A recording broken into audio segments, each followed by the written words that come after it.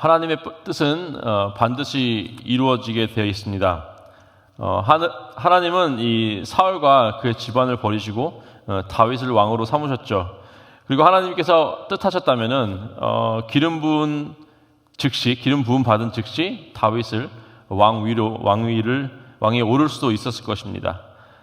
하지만 하나님께서는 다윗은 그냥 왕이 아닌 하나님의 마음에 합당한 자, 또 온전한 자로서 먼저 성장을 시키고 하나님께서 사랑하고 아끼시는 하나님의 백성인 이스라엘 백성을 다스리는 걸 원하셨습니다.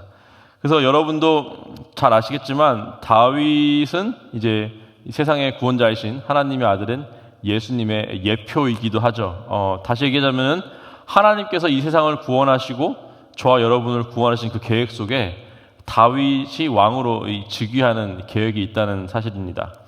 그래서 하나님의 계획은 아주 심플해 보이고 좀 이렇게 straightforward 하지만 또 그 인간의 역사가 함께 이렇게 가기 때문에 때로는 엄청 꼬여 있는 것처럼 보이고 복잡해 보이기도 합니다. 오늘 나온 이제 아브넬과 또 요압 그리고 이제 다윗을 통해서 하나님께서 어떻게 그 구원의 역사를 이루어 가는지 한번 살펴보기 원합니다.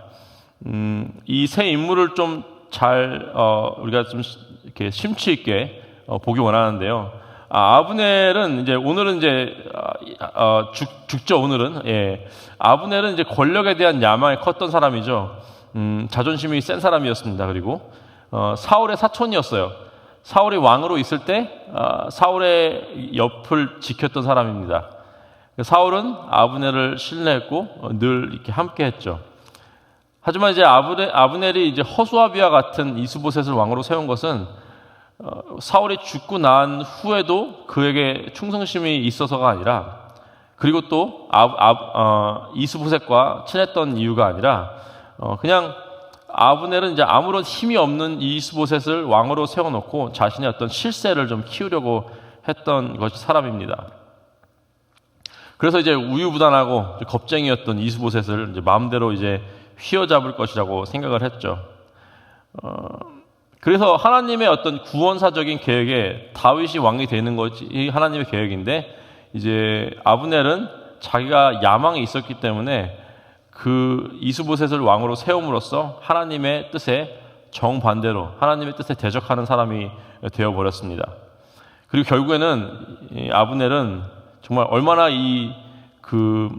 야망이 컸고 얼마나 자기 원하는 대로 한 사람이었냐면은 결국에는 자기가 섬겼던 사울 왕 아무리 죽었어도 그래도 1대 왕인데 그 사울의 첩이었던 리스바와 동침까지 했습니다. 그래서 아브넬은 이제 힘이 하나도 없는 이스보셋을 앞으로 내세우고 어떤 이제 실세를 장악하고자 하는 마음으로 야망으로 인해서 움직였습니다. 하나님의 뜻에는 안중이 하나도 없고 물론 하나님의 뜻이 다윗이 왕이 되는 것도 본인 입으로 얘기했듯이 알았습니다. 그거 상관없이 자기 자신이 어떤 정치적인 권력을 가지기 원했습니다. 결국에는 이스보셋과 관계가 소원해지고 그러자마자 바로 그를 배신해버리고 남쪽에 있는 다윗에게 넘어왔습니다. 다윗에 넘어왔을 때도 하나님의 뜻을 이루기 위해서 온 것이 아니라 본인의 뜻을 이루기 위해서 하나님의 뜻을 이용한 것입니다. 그래서 오늘 말씀의 결국에는 요압의 복수로 인해서 죽임을 당하게 되었습니다. 요압은 정의가 우선인 사람이었습니다. 근데 그 정의가 자신이 기준이 된 정의죠. 그러니까 하나님의 정의를 실천하는 사람이 아니라 자신이 옳고 그름을 정해서 옳다라고 하는 것을 행하는 사람인 것 같았습니다. 다윗에게 충성을 맹세했지만 그 충성 또한 어떤 하나님의 뜻에 따른 합당한이 아니라 자신의 기준에 따른 충성이었죠. 그래서 나중에 이제 또 칭찬할 만한 면이 있다면 나중에 이제 다윗이 인구조사를 할 때 인구조사를 반대했던 사람이 요압인데요. 그만큼 그는 옳고 그름에 정확한 사람이었습니다. 왕이 잘못한 것을 떳떳하게 왕 이거는 아닙니다라고 말할 수 있는 사람이었죠. 하지만 결국에는 옳고 그름이 중요하지만 그는 자신이 기준이었기 때문에 자기 동생인 아사엘을 죽인 아브넬을 그냥 보내준 다윗을 원망하고 자기 스스로 찾아가 오늘 말씀처럼 죽이는 일을 합니다. 이것은 아주 큰 실수였어요. 무력이 아닌 어떤 순리적으로 반대하는 지파가 없이 다윗이 왕이 되어야 온 나라가 하나가 되고 평화를 이렇게 유지할 수가 있는데, 만약에 이제 북쪽의 11지파 중에 11지파가 북쪽에 있었는데 북쪽의 11지파 중에 하나라도 다윗 너는 우리 동족의 피를 흘린 사람이다 라며 이제 반대를 하게 되면은 결국에는 하나님의 백성들이 갈라지게 되는 어떤 비극이 벌어질 수가 있었습니다. 그래서 요압은 자기가 원하는 대로 했고 자기가 옳고 그른을 정한 다음에 그것을 본인 스스로 옳다는 것을 했기 때문에 어떤 하나님의 뜻이 온전히 이루어지지 못하게 되는 어떤 그런 상황까지 오게 되었습니다. 다윗은 여러분들 잘 알고 계실 것입니다. 뭐 용감하고 뭐 정의롭고 약자를 돌볼 줄 아는 아주 좋은 면이 많은 사람이죠. 다윗을 좀 더 그게 살펴보면, 공부하다 보면은 또 이제 인간적인 면도 많이 있습니다. 그래서 사실 다윗을 너무나 높이 평가하게 되면은 실망하는 적도 많이 있어요. 뭐 큰 사건들 나중에 밧세바와 가는 뭐 우리아를 죽인 그런 것들 떠나서 어떤 매 상황 가운데 정말 좋은 점도 많이 있고 우리가 본받을 점도 많이 있지만 또 이제 실망하거나 아니면 여기는 좀 이렇게 인간적인 어떤 결정인 것 같다라는 부분이 있긴 합니다만, 그 당시에 어떤 다른 캐릭터들을 보면은 다윗은 그래도 그 중에 가장 예수님의 어떤 예표로서 예수님의 성품을 잘 나타내는 그런 사람 중에 한 명이었습니다. 그래서 오늘은 이제 다윗은 아브넬의 죽음을 진심으로 애도했어요. 아브넬이 그렇게 좋은 사람은 아니었지만 그래도 1대 왕 사울을 그 옆에서 충실히 지켜온 사람이었습니다. 그래서 다윗은 아브넬의 죽음을 안타깝게 여겼어요. 31절 32절 보시면은 다윗이 요압과 및 자기와 함께 있는 모든 백성에게 이르되, 그러니까 다윗이 자기 혼자 애도한 게 아니라 그 아브넬을 죽게 한 요압까지도 데려다가 같이 애도를 해야 된다라고 했어요. 너희는 옷을 찢고 굵은 배를 띠고 아브넬 앞에서 애도하라 하니라. 다윗 왕이 상여를 따라가 아브넬을 헤브론에 장사하고 아브넬의 무덤에서 왕이 소리를 높여 울고 백성도 다 우니라. 그리고 나중에 이제 밥도 안 먹는다 그러고, 정말 아브넬을 위해서 애가도 만들고 정말 정성을 다해서 이 아브넬의 그 죽음을 슬퍼하고 제사를 치러줬습니다. 그리고 아브넬을 죽인 요압에게 자기의 충신이긴 하지만 저주의 말도 했죠. 물론 이제 다윗이 이렇게 한 이유 중에 어떤 정치적인 이유도 있다라고도 볼 수 있습니다. 왜냐하면 북쪽에서 손님이 내려왔지 않습니까? 그래서 약간 좀 사절단 같이 이렇게 내려와가지고 남쪽에서 다윗을 만나고 돌아가는 길목에서 살해를 당했으니까 사람들은 다윗이 아브넬을 이게 청부살인했다라고 생각할 수도 있었습니다. 그래서 더 오버해가지고 좀 슬픈 척을 했다라고도 사람들이 그 상황을 볼 수도 있지만, 적어도 다윗은 그 자신의 손으로 무력을 써서 이 왕위를 쟁취하려고 하지 않았죠. 사울을 오히려 이런 식으로 이제 누구를 죽이고 막 배신하고 해서 왕위에 올라간다면은 차라리 이미 수년 전에 사울을 죽일 수 있는 그 상황 가운데서 죽였으면 끝이 나는 거였는데 그러지 않았습니다. 그렇죠? 그리고 사울이 죽은 후에 바로 다 이게 왕위에 올라가는 것이 아니라 헤브론에 올라가 7년이 넘는 시간 동안 그냥 기다리고 있었습니다. 그냥 막 그 여세를 몰아서 막 사람 다 끌고 가서 사울의 일가를 다 없애고 본인이 왕이 될 수도 있었지만 하나님의 뜻은 반드시 이루어진다라는 어떤 그런 믿음이 있었기 때문에 본인이 어떤 무력과 억지로 해서 그런 하나님의 뜻을 이루려 하지 않았습니다. 그래서 그걸 또 보시면은 사울이 죽었을 때 이제 자기를 막 13년 동안이나 쫓아다닌 아주 자기를 괴롭게 한 사람인데도 불구하고 다윗은 사울을 위해서 또 자기 친구 요나단을 위해서 슬퍼했고, 그래서 그와 마찬가지로 사울의 어떤 넘버원 오른팔이었던 아브넬의 죽음도 함께 슬퍼했습니다. 그래서 그 결과물이 어떻게 됐냐? 사람들은 이제 다윗이 아브넬을 죽이지 않은 것을 알게 되었죠. 그래서 오늘 본문에 보면은 처음으로 다윗 왕이라는 단어가 나옵니다. 그 전에도 이제 물론 다윗을 왕이시여 이렇게 부르긴 했어요. 그리고 이제 다윗의 이름이 불려지긴 했지만 다윗 왕 이 두 글자가 합쳐져서 이 다윗을 지칭하는 것은 처음입니다. 오늘 본문에. 그래서 그 후에 다윗은 얼마 후에 이스라엘의 이제 왕이 되죠. 20년이 걸렸어요. 20년이 걸렸지만 여전히 어떤 전쟁과 무력과 억지로 이거 하나님의 뜻을 본인이 이루어가는 것이 아니라 하나님의 뜻, 하나님께서 그 뜻을 이루신다. 나는 주님 앞에 올바로 서 있으면 된다라는 마음으로 하나님의 뜻을 기다렸습니다. 그래서 하나님의 뜻은 반드시 이루어집니다. 그 13년 동안 사울에게 쫓기면서 이 고난을 통해서 하나님을 의지하는 방법을 배웠고 또 고난받는 백성들의 어떤 입장에서 함께 그들과 지냈습니다. 그리고 하나님께서 왕으로 기름 부어 주신 지 거의 20년이 돼가는데 아직까지 이제 유다 지파만 다스리고 있었고 사울의 아들 이스보셋이 나머지 11지파를 다스리고 있는데 다윗은 어떤 하나님의 때를 기다리면서 이렇게 순리에 맞게 행동을 했죠. 결코 무리해서 무력으로 왕위 오르려 하지 않았습니다.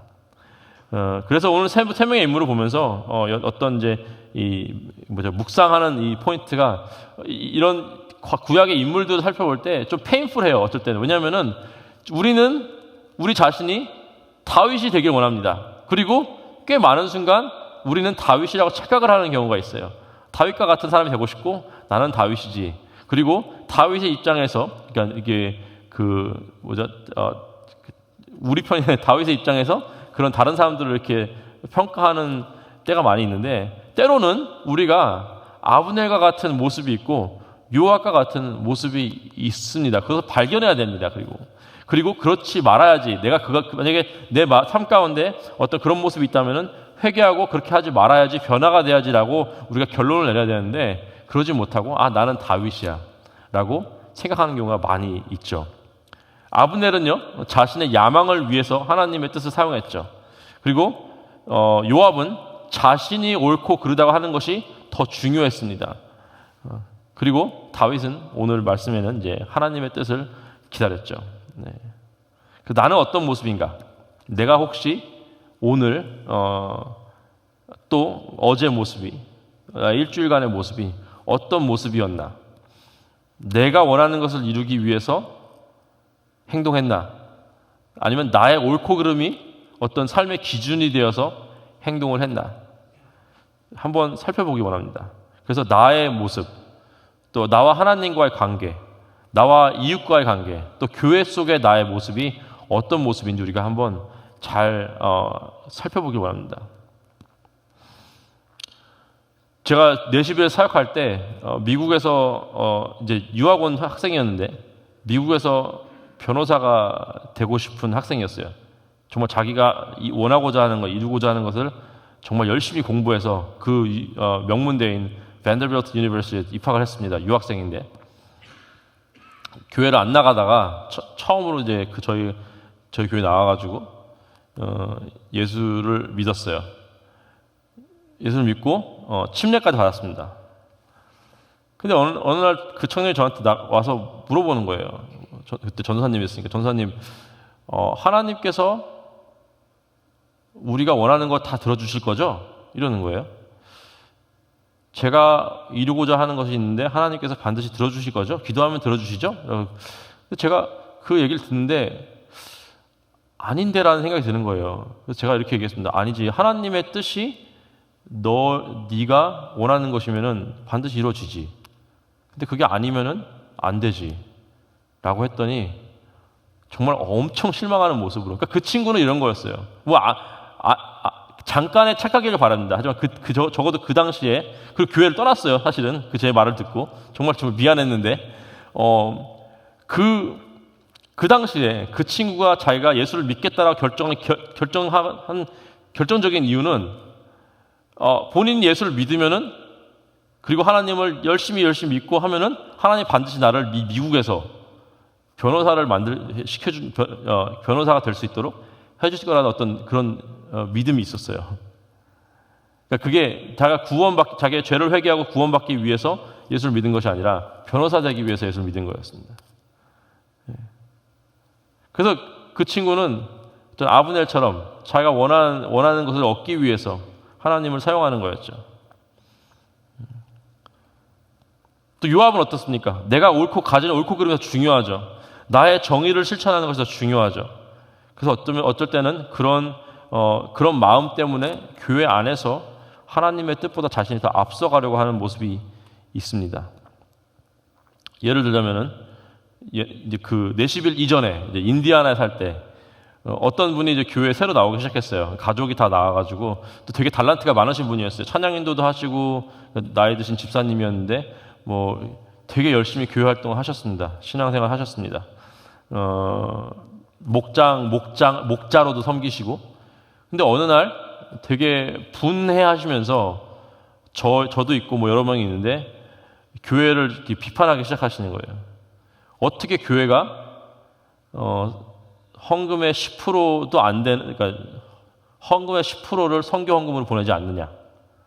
그러니까 전체 헌금 수입의 10%를 어떻게 선교 헌금에 보내지 않느냐. 그런 교회가 어디 있느냐. 우리 교회, 그 인디아나 교회가 되게 작은 교회였어요. 그러니까 되게 재정적으로 이렇게 넉넉지 않은 교회고 선교는 하긴 했는데 10%가 훨씬 안 되는 금액이었겠죠. 저는 잘 몰랐습니다 그때는. 하여튼 그런 어떤 본인의 생각, 교회는 무조건 재정의 10%를 선교헌금 보내야 된다. 그럼 좋죠 당연히. 그렇죠. 더 보내야 되죠. 근데 어쨌든 그 열심히 본인이 사역했지만 그거 하나 그것 때문에 온 가족을 데리고 교회를 나가버렸어요. 그분이 나가면서 이렇게 따라간 교인들이 좀 있었습니다. 교회가 되게 힘들어졌죠. 예. 내가 기준이 아니라 하나님의 말씀이 기준이 아니라, 그러니까 하나님의 말씀이 기준이 아니라 내가 기준이 된 어떤 행동이 있습니다. 다윗은 뭐 불완전한 사람이죠. 그렇죠. 사람이잖아요. 다윗도 사람 냄새 나죠. 정치적으로 행동하는 면도 많이 보입니다. 하지만 적어도 오늘 발견하는 다윗의 모습은 어떤 사람의 죽음 앞에서 그 사람이 죽어서 본인에게 이득이 된다 하더라도 정말 안타까워하고 슬퍼하는 어떤 부드러운 성품을 우리가 발견하게 됩니다. 누군가의 비극을 기회로 여겨서 기뻐하거나 어떤 출세의 기회로 삼지 않는 다윗을 보면서 우리는 또 많은 생각을 하게 됩니다. 하나님의 뜻이 우리 삶에 반드시 이루어진다면 우리는 그렇게 어떤 야망이나 우리의 기준으로 일할 필요는 없고 하나님 앞에 우리는 온전히 서 있으면 됩니다.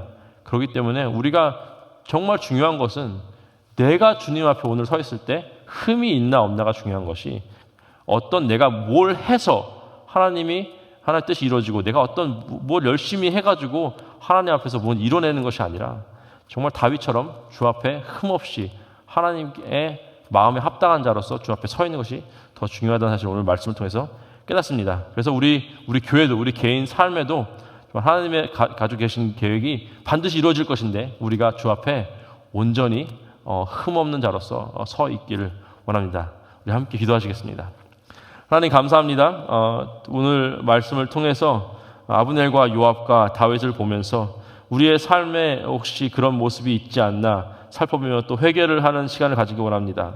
혹시 나의 야망과 내가 원하는 것이 앞서가진 않았는지, 내 삶 가운데 주님의 뜻이 반드시 이루어질 것이라는 것을 잊고 내가 원하는 것을 추구하진 않았는지, 아니면 또한 나의 기준, 나의 정의가 기준이 되어서 모든 것을 판단하고 행동하지 않았는지 한번 돌아보길 원합니다. 하나님, 오늘 이 시간 우리가 우리 자신을 돌아보게 하시고 아무리 페인풀하다 하더라도 그런 연약한 모습이 있다면 주 앞에 회개하고 나올 수 있도록 하나님 인도하여 주시옵소서. 오늘 말씀 주심에 감사를 드리며 이 모든 말씀 우리 주 예수 그리스도의 이름으로 기도했습니다. 아멘.